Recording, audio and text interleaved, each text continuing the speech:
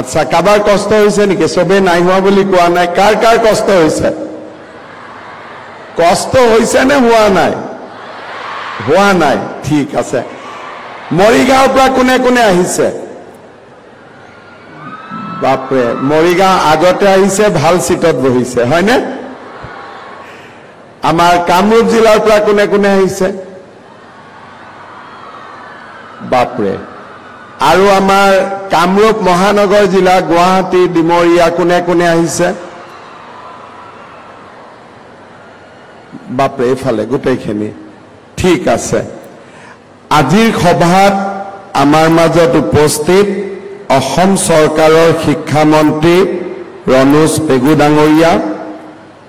আমাৰ মাজত উপস্থিত জল সম্পদ বিভাগৰ মন্ত্ৰী পীযুষ হাজৰিকা ডাঙৰীয়া গুৱাহাটী লোকসভা সমষ্টিৰ সাংসদ বিজুলী কলিতা মেধি ডাঙৰীয়ানী ৰঙিয়া সমষ্টিৰ সন্মানীয় বিধায়ক ভৱেশ কলিতা ডাঙৰীয়া দিছপুৰ সমষ্টিৰ সন্মানীয় বিধায়ক অতুল বৰা ডাঙৰীয়া কমলপুৰ সমষ্টিৰ সন্মানীয় বিধায়ক দিগন্ত কলিতা ডাঙৰীয়া ছয়গাঁও সমষ্টিৰ সন্মানীয় বিধায়ক হেমাংগ ঠাকুৰীয়া ডাঙৰীয়া অসম চৰকাৰৰ মুখ্য সচিব ৰবি কোটা ডাঙৰীয়া উচ্চ শিক্ষা বিভাগৰ সচিব নাৰায়ণ কোঁৱৰ ডাঙৰীয়া কামৰূপ মহানগৰ জিলাৰ আয়ুক্ত সুমিত চাটাৱন ডাঙৰীয়া মৰিগাঁও জিলাৰ আয়ুক্ত দেৱাশীষ শৰ্মা ডাঙৰীয়া কামৰূপ জিলাৰ আয়ুক্ত দেৱকুমাৰ মিশ্ৰ ডাঙৰীয়া অসম উচ্চ বিদ্যালয় শিক্ষা সংসদৰ উপাধ্যক্ষ ৰুক্ম গোহাঁই বৰুৱা ডাঙৰীয়া উপস্থিত শিক্ষক শিক্ষয়িত্ৰীসকল আৰু মোৰ অতিকে মৰমৰ ছাত্ৰীসকল আজি গুৱাহাটীত আমি যেনেকৈ ইয়াতে মৰিগাঁও কামৰূপ আৰু কামৰূপ মহানগৰ জিলাৰ ছাত্ৰীসকল সমবেত হৈছোঁ তেনেকে গোটেই অসমতে প্ৰতিটো বিধানসভা সমষ্টিতে আজি একোখনকৈ সভা অনুষ্ঠিত হৈছে সেই সভাত আমাৰ সতীৰ্থ মন্ত্ৰীসকল বিধায়কসকল বা আন অভ্যাগত অতিথিসকলে এই নিযুত মইনা আঁচনিৰ শুভাৰম্ভণি কৰিব আৰু গুৱাহাটীৰ পৰা হৈ থকা এই অনুষ্ঠানো তেওঁলোকে ভিডিঅ' লিংকেৰে চাই আছে মই ইয়াৰ পৰাই অসমৰ চুকে কোণে আজি বিভিন্ন অনুষ্ঠানত সমবেত সকলো শিক্ষক শিক্ষয়িত্ৰী আৰু ছাত্ৰীসকললৈ অভিনন্দন জনাইছোঁ আজি আমাৰ বাবে এটা অতি গুৰুত্বপূৰ্ণ দিন যোৱা বাজেটত আমি উল্লেখ কৰিছিলোঁ যে অসমৰ পৰ্যায়ক্ৰমে 10 লাখ ছাত্ৰীক আমি তেওঁলোকৰ শিক্ষা গ্ৰহণৰ সুবিধা হোৱাকৈ আৰ্থিক অনুদান প্ৰদান কৰিম তাৰ পিছত যোৱা লোকসভা নিৰ্বাচনৰ সময়ত আমি চেষ্টা কৰিছিলোঁ যে কিমান ছাত্ৰীয়ে এইবাৰ মেট্ৰিক পৰীক্ষা দিছে উচ্চতৰ মাধ্যমিক পৰীক্ষা দিছে বা গ্ৰেজুৱেশ্যন দি পেলাই পোষ্ট গ্ৰেজুৱেশ্যন পঢ়াৰ বাবে ইচ্ছা প্ৰকাশ কৰিছে আমি এটা সমীক্ষা চলাইছিলোঁ আৰু তেতিয়া আমি দেখা পাইছিলোঁ যে প্ৰায় 2 লাখ ছাত্ৰীয়ে এইবাৰ উচ্চতৰ মাধ্যমিক বিদ্যালয় মহাবিদ্যালয় বা বিশ্ববিদ্যালয়ত নামভৰ্তি কৰিব ইয়াৰ পিছত আমি আৰু এটা বিশেষ বস্তু চাইছিলোঁ বা বিশেষ বিন্দু আমি চাইছিলোঁ যে দ্বিতীয় আৰু তৃতীয় বৰ্ষত কিমান ছাত্ৰ ছাত্ৰী পঢ়ে আমি যোৱা বছৰ ডিব্ৰুগড় বিশ্ববিদ্যালয়ৰ এটা উদাহৰণ চাইছিলোঁ স্নাতকোত্তৰ প্ৰথম বৰ্ষত যিমান ছাত্ৰ ছাত্ৰীয়ে নাম লগায় তাৰ 30% ছাত্ৰ ছাত্ৰী স্নাতকোত্তৰ দ্বিতীয় বৰ্ষ তেওঁলোকে নপঢ়ে আৰু তেওঁলোকে বিশ্ববিদ্যালয়ৰ পৰা আঁতৰি যায়। তেনেকৈ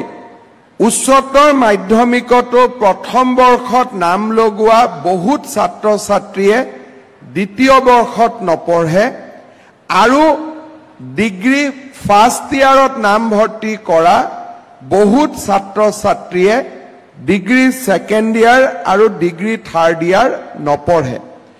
আজি যদি আমি অসমত চাওঁ প্ৰায় 2 লাখ ছাত্ৰীয়ে প্ৰথম বৰ্ষত নাম লগাইছে, সি উচ্চতৰ মাধ্যমিকে হওক, স্নাতকে হওক, স্নাতকোত্তৰে হওক। কিন্তু যেতিয়া আমি ফাইনেল ইয়াৰত পৰীক্ষা কিমান ছাত্ৰীয়ে দিলে বুলি 3 বছৰ পিছত আমি খবৰ ল'ম, প্ৰায় 30% ছাত্ৰী শিক্ষা গ্ৰহণৰ পৰা আঁতৰি যায়। ইয়াৰ কাৰণ ঘৰৰ আৰ্থিক অৱস্থা এটা ডাঙৰ কাৰণ। তাৰ লগতে বিভিন্ন চাকৰি বাকৰিৰ সুযোগ পায়ো বহুত ল'ৰা ছোৱালীয়ে শিক্ষা গ্ৰহণৰ পৰা আঁতৰি যায়। তৃতীয় এটা বহুত ডাঙৰ কাৰণ আছে যে ছোৱালীৰ বিয়া হোৱাৰ কাৰণেও বহুত ছোৱালীয়ে খুব সোনকালে কলেজ আৰু স্কুল এৰি তেওঁলোকে ঘৰুৱা জীৱনত অংশগ্ৰহণ কৰে। আমাৰ লক্ষ্য আছিলে যে আমি অসমত দুটা বস্তু, এটা হ'ল যোনে প্ৰথমবাৰ স্কুলত বা কলেজত নাম লগায় তেওঁলোকে যাতে শিক্ষা সম্পূৰ্ণ কৰে, আৰু দ্বিতীয়তে আমাৰ অসমৰ ছাত্ৰীসকলে অন্ততঃ ডিগ্ৰী পাছ নকৰালৈকে বিয়াত যাতে বহিব নালাগে, তেওঁলোকে ডিগ্ৰী পাছ কৰিহে ঘৰ সংসাৰ কৰাৰ কথা চিন্তা কৰে। ইয়াৰ ক্ষেত্ৰত আমি আৰু এটা কথা চাইছিলোঁ যে দেউতাক মাকৰ আৰ্থিক অৱস্থা ঠিক নোহোৱা কাৰণেও বহু সময়ত ছোৱালীক সোনকালে বিয়া দিয়া হয় বা ছোৱালীয়ে নিজৰ নিজৰ কৰ্ম সংস্থাপনত নামি পৰে যাতে দেউতাক মাকক সহায় কৰিব পাৰে। আমি এই কথাবিলাক এটা এটাকৈ মীমাংসা কৰাৰ বাবে চেষ্টা কৰিছিলোঁ। প্ৰথম আমি আৰম্ভ কৰিছিলোঁ বিনামূলীয়া নামভৰ্তি দি। আজি অসমক বাদ দি ভাৰতৰ কোনো ৰাজ্যতে কলেজত বা স্কুলত বিনামূলীয়া নামভৰ্তি কৰি দিয়া নহয়। মই অসমৰ বাদ দিও ভাৰতৰ বিভিন্ন ৰাজ্যত মই ঘূৰি ফুৰিব লাগে। মই তেওঁলোকক সুধো যে আপোনালোকৰ কলেজৰ এডমিশ্যন ফিজ কিমান? 5,000ৰ পৰা 25,000 টকালৈকে অসমৰ বাহিৰত কলেজ এডমিশ্যনৰ ফিজ লোৱা হয়। আমি অসমত 2018 চনৰ পৰা আমি আৰম্ভ কৰিছিলোঁ যে আমাৰ অসমৰ কলেজত বা বিশ্ববিদ্যালয় যাৰ পিতৃ মাতৃৰ উপাৰ্জন 2 লাখ টকাতকৈ কম, তেওঁলোকক আমি বিনামূলীয়াকৈ নামভৰ্তিৰ সুবিধা কৰি দিম।